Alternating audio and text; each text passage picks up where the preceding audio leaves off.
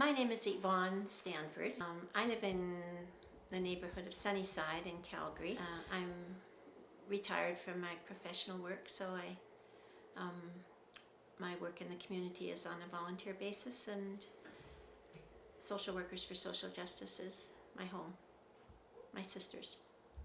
For me, it's a systemic solution to so-called welfare system or poverty reduction that we've been doing for decades, up and down, sometimes better, sometimes worse, but really never eliminating poverty and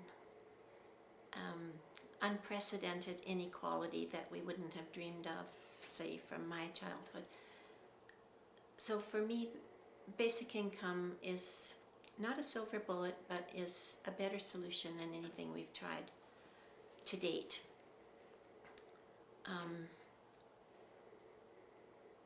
Hard work in a confederation like Canada, because we need our provincial and our federal governments to collaborate, given the way we have the division of responsibilities and powers, but work that we can do. And for me, a chance to get it right, I guess, after decades of trying and not doing so well.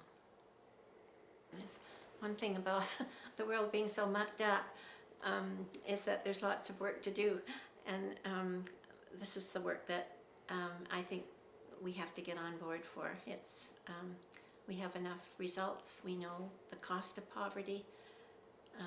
For me, I come to basic income from a human rights perspective. By virtue of being human, you're entitled to have your basic needs met and to be able to participate in your community. That's what being human means. And for so many of us, that is not possible because of poverty. That's what basic income means to me, a chance to get it right. And a global movement, and we're building it here. Well, we work together, and when we say basic income, we usually say a principled basic income, because there's a whole spectrum of what basic income can mean historically and even now. So we carefully, in both the Basic Income Canada network, of which the Calgary group is an action group of, and very carefully here in Calgary, have defined our principles so that we are clear that we're not talking bare survival. We're talking about adequacy. We're not talking about 200 regulations in order to qualify for even an adequate income. By virtue of being human, you are entitled to it. We talk about we're talking income support. We're not talking all of the other social supports that as Albertans and as Canadians we have the resources to do. I go back to the fight for Medicare. I had a Medicare baby in Swift Current, Saskatchewan, the summer that Saskatchewan was trying Medicare, which was a dream. How could this possibly be? And of course the doctors went on strike that summer when my baby was due, and the concern, along with, oh, this is utopia. People will just live at hospitals, they'll overuse medical services, and of course the doctors were afraid of their incomes. But flash forward, and no one can take Medicare away from Canadians now. Any talk about it is improving it, expanding it from what it covers now, rather than, there isn't a political party or a politician who would dare touch Medicare in Canada now. So going forward, that's what I see basic income, along with a robust social support system that, of course, we continue to fight for. And in Social Workers for Social Justice, we debate if improvements, like say to improving social assistance or having improving the whole concept of asset stripping before you can qualify for something, all of those tweaks, if you like, we say sure, but let's keep our eye on the ball for a more systemic solution that is dignified and that is universal. That's what basic income means to me. I don't think it's a dream. I like the utopia for realists. For me, one of the organizing difficulties is being clear about anti-poverty work, human rights work, concerns about full employment as we move into artificial intelligence and the world changes that way, not being enough work for everybody. The difficulty that I find in these initial conversations anyway is that there are many reasons for basic income. Anti-poverty and human rights is where I come from, but when I talk to privileged seniors, for example, who left university decades ago as I did and got decent paying jobs and pensions and have been living a privileged life, and there's still a tendency to poor bash. If you're poor, you just didn't want to work, or and that of course is a concern with basic income. People will just stay home on their couches if they don't have to go to work. That's not my view of human beings. I think we all want to contribute.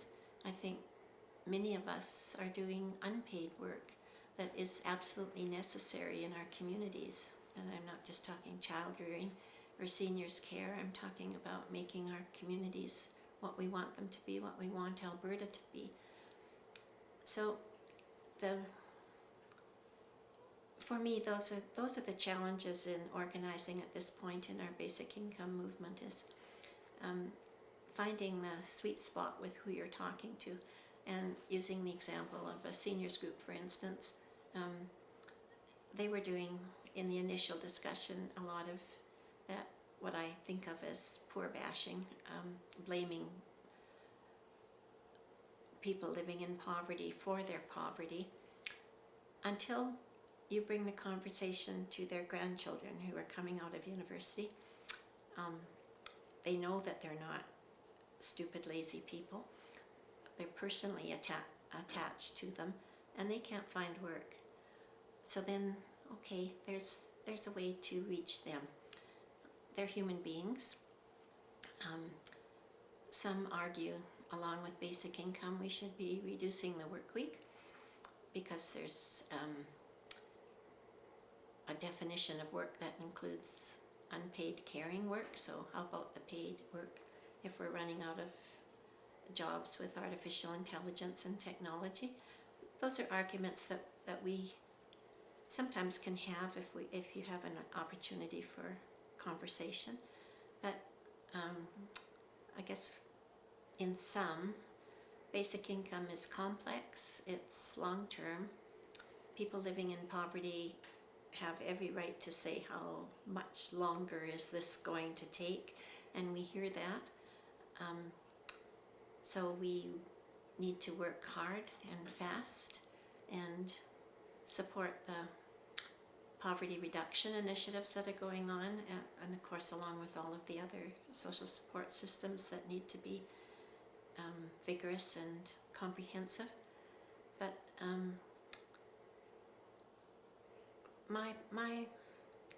I think of basic income as systemic, as comprehensive, as what we mean when we say we are humans, what we mean when we say we are Albertans who care, Canadians who care. That means for all of us, easy, because it's so complex, but it's so easy to go into design arguments. Well, how much? We've been arguing what is poverty for decades, and well, now we have a national market basket measure for poverty. In my opinion, it's not adequate enough, but I'm not sure that generally working in the community and building broad movements is the place to do the complex tax and costing, and that's why I like our principled basic income, our consensus on what it should be, our work with governments always includes you need a diverse and broad advisory committee to work with, say, the tax experts or the policy experts or the researchers as they work to implement either a pilot or just go for it, give it a try. That needs to be advised and principled. And the arguments around design are sometimes frustrating because so much of it is technical, so much of it is, I don't mean leave it to the experts, but I mean experts need to figure it out, researchers need to figure it out. There's lots for us to build on now, and a diverse, truly diverse group of community advising and keeping track that the principles are being honored while it's worked out. I don't think that's impossible to do. We've done it before. Well, I'm an organizer, not a researcher. My work has always been as an activist, and I learned to describe myself as an organizer.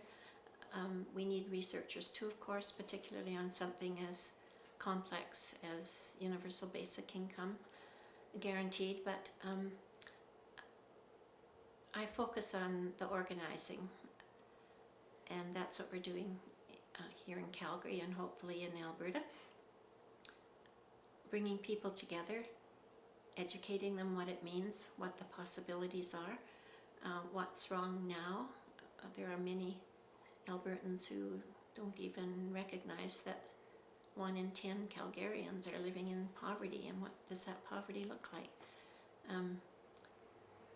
So organizing to me means educating, showing, come and join us, and ultimately affecting